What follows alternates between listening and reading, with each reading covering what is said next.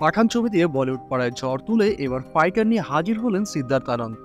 আর এতে প্রথমবার জুটিতে আসছেন ঋত্বিক রোশন ও দীপিকা পাড়ুকোন। ছবি ও ট্রেলারও মুক্তি পেয়েছে, কিন্তু প্রশ্ন উঠেছে দীপিকাকে নিয়ে। ফাইটারের ট্রেলার মুক্তিতে কেন দেখা মিলল না দীপিকার? জানা গেছে ফাইটার টিমের সঙ্গে নাকি দূরত্ব বজায় রাখছেন দীপিকা, কিন্তু কেন?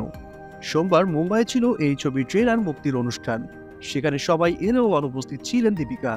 কানাঘুষা পরিচালকের সঙ্গে মনোমালিন্যর কারণে অনুষ্ঠানে হাজির হননি দীপিকা। এদিকে আগামী 25 জানুয়ারি মুক্তি পাচ্ছে ফাইটার। এই সিনেমা নিয়ে প্রথম থেকে বেশ উত্তেজিত ছিলেন দীপিকা। ঋত্বিকের সঙ্গে তার রসায়ন এখনও পর্যন্ত সেরা বলেই দাবি করেছেন এই অভিনেত্রী।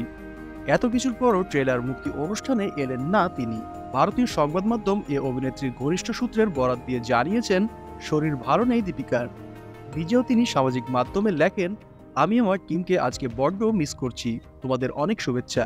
যদিও কানাঘুষা চলছে ফাইটার মুক্তির মাত্র 2 সপ্তাহ আগেই নাকি নিজের ইনস্টাগ্রাম থেকে দীপিকাকে সরিয়ে দিয়েছেন পরিচালক। ছবির শুটিংয়ের পর থেকেই নাকি মনোমালিন্যের শুরু তাদের মধ্যে।